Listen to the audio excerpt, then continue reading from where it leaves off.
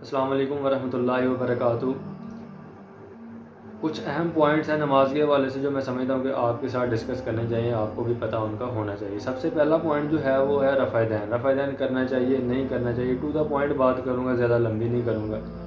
ہمارے معاشرے میں یہ اکثر یہ دلیل دی جاتی ہے کہ مدینہ میں ہوتا تھا، مکہ میں نہیں تھا ہوتا، مکہ میں ہوتا تھا، مدینہ میں نہیں تھا ہوتا۔ اس کا صرف ایک ہی حدیث ہے جو ان ساری باتوں کو، ان سارے دلائل کو رد کر دیتی ہے، اور وہ حدیث کیا ہے؟ جز رفع دین میں امام بخاری رحمۃ اللہ علیہ نے اپنی جو کتاب ہے جز رفع دین، اس میں پہلی حدیث ہی مولا علی علیہ السلام سے لی ہے کہ مولا علی علیہ السلام فرماتے ہیں کہ رسول اللہ صلی اللہ علیہ وسلم جب رکوع میں جاتے تو اللہ اکبر کہہ کر دونوں ہاتھ کندھوں تک بلند کرتے، اور جب رکوع سے سر اٹھاتے تو دونوں ہاتھ کندھوں تک بلند کرتے۔ انشاءاللہ جے پی جی بھی اٹیچ کر دیں گے۔ تو اگر کسی بندے کے مائنڈ میں یہ کوسچن آتا ہے کہ مکہ میں ہوتا تھا، مدینہ میں نہیں تھا ہوتا، مدینہ میں ہوتا تھا، مکہ میں نہیں تھا ہوتا، تو اس کو اپنا تھنک آؤٹ آف باکس کرنا چاہیے۔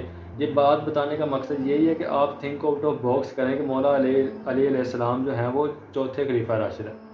ان سے پہلے 3 خلفۂ راشدین کا دور گزرا، پھر وہ حضور صلی اللہ علیہ وسلم کے ساتھ بھی ان کا جو ہے وہ ٹائم گزرا۔ مطلب بات کرنے کا کہ انہوں نے رسول اللہ صلی اللہ علیہ وسلم کا بھی ٹائم دیکھا اور 3 خلفۂ راشدین کا بھی ٹائم دیکھا، ٹھیک ہے۔ اگر بالفرض آپ کہہ لیں کہ ان کو پتہ نہیں چلا، جو یہ کہتے ہیں کہ مکہ میں ہوتا تھا، مدینہ میں نہیں تھا ہوتا، پہلے ہوتا تھا بعد میں نہیں تھا ہوتا، اس بحث میں تو پڑھنا ہی نہیں۔ بات یہ ہے کہ آپ صلی اللہ علیہ وسلم نے فرمایا جس طرح مجھے نماز پڑھتا دیکھتے ہو ویسے پڑھنی ہے۔ اب آخری ٹائم تک جیسے مولا علیہ السلام نماز پڑھے ہیں تو ظاہر سی بات ہے آپ صلی اللہ علیہ وسلم بھی ویسی نماز پڑھتے تھے نا۔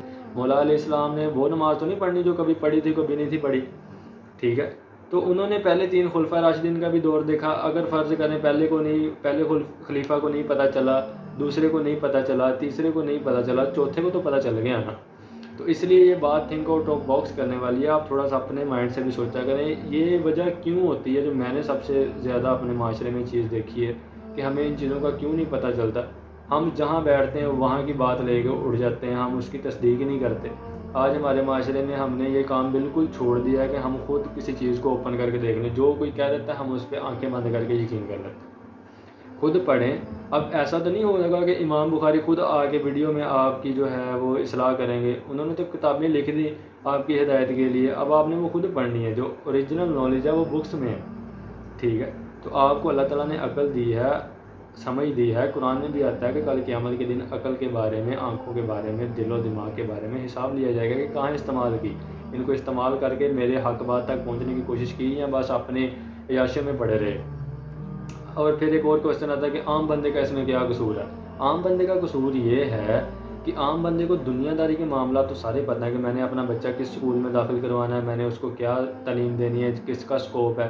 عام بندے کو حدیث کی کتابیں کھولتے وقت کیا ہوتا ہے، عام بندے کو قرآن کھولتے وقت کیا ہوتا ہے، اس کو یہ چیزوں کا نہیں پتہ چلتا۔ یہ ضروری ہے۔ مولوی پروفیشن کیا ہے ہمارے معاشرے میں؟ یہ مولوی پروفیشن نیا سٹارٹ ہوا ہے، پہلے یہاں کتابوں میں مولوی پروفیشن نہیں ملتا۔ ہر بندے کو اس قابل ہونا چاہیے کہ وہ اپنی بیٹی کا نکاح پڑھائے، ہر بندے کو اس قابل ہونا چاہیے کہ وہ اپنے باپ کا جنازہ خود پڑھائے۔ تو آپ کو اس بات بتانے کا مطلب کہ آپ خود تھنک آؤٹ آف باکس کریں۔ اس کے بعد ہم اکثر جو ہے وہ نماز میں تشہد کے بعد جو ہے وہ درود شریف پڑھتے ہیں، درود شریف پڑھنے کے بعد 2-4 دعائیں ہیں وہ جو ہمیں آتی ہوتی ہیں وہ ہم کر لیتے ہیں۔ مگر ایک دعا ہے رسول اللہ صلی اللہ علیہ وسلم نے جو تعلیم فرمائی اپنے صحابہ کو، اور صحابہ کہتے ہیں کہ ہمیں رسول اللہ صلی اللہ علیہ وسلم نے ایسے تعلیم فرمائی جیسے قرآن کی کوئی صورت ہمیں تعلیم فرمائی جا رہی۔ وہ دعا کیا ہے؟ آپ صلی اللہ علیہ وسلم نے فرمایا کہ جب بھی تشہد پڑھ لو، تشہد میں تم یہ دعا ضرور مانگو اللہ تعالیٰ سے، عذاب قبر، عذاب جہنم اور مسیح و دجال کے فتنے اور زندگی و موت کے فتنے سے لازمی پناہ مانگو۔ اللہم انی اعوذ بک من عذاب القبر و اعوذ بک من عذاب النار و اعوذ بک من فتنۃ المحیا والممات و اعوذ بک من شر المسیح الدجال۔ ان 4 چیزوں سے پناہ مانگنے کا حکم ہمیں دیا گیا۔ اور بھی دعا آپ کرتے ہیں یا نہیں کرتے، اچھی بات ہے، جو بھی کرتے ہیں کرنی چاہیے، مگر اس کو بھی ساتھ لازمی ایڈ کریں۔ تو اس کے بعد اس ویڈیو کے توسط سے میں آپ کو ایک میسیج دینا چاہتا ہوں کہ میں حق بات لوگوں تک شیئر کر رہا ہوں اور لوگوں کی پہنچ میں ہوں۔ آج ہمارے جو انٹرنیشنل علماء ہیں ان تک پہنچنا کوئی آسان کام نہیں ہے، ٹھیک ہے، اور بڑی محفل میں ان سے سوال کرنا بھی کوئی آسان کام نہیں، آپ نہیں کر سکتے۔ میں یہ کام کیوں کر رہا ہوں؟ سب سے پہلے کہ اللہ کی جو دعوت ہے الا الذین آمنوا وعملوا الصالحات وتواصوا بالحق وتواصوا بالصبر، ایمان لے کر آؤ، نیک عمال کرو، اور اس کے بعد حق بات کی تلقین کرنی ہے، اور حق بات کی تلقین کرنے کے بعد صبر بھی کرنا ہے، کیونکہ حق بات جب آپ دوسروں سے شیئر کریں گے تو آپ کو جو ہے وہ مسئلے مسائل بھی آئیں گے۔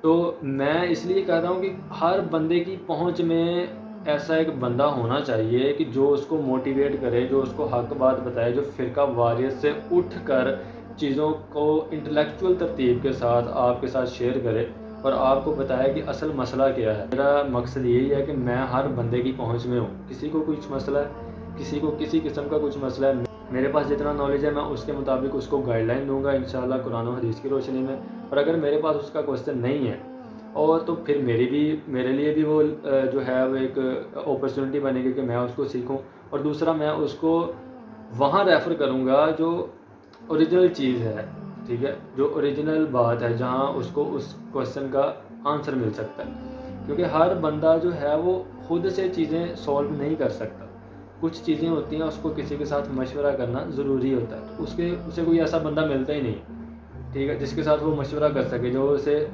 سیدھی بات اور سیدھی راہ کی طرف تلقین کر سکے۔ ہمارے معاشرے میں آج فرقہ واریت کی وجہ سے سارا نظام ہی درہم برہم ہے، ہر بندہ اپنے فرقے کی جو ہے وہ نمائندگی کر رہا ہے، اس کے علاوہ کچھ نہیں۔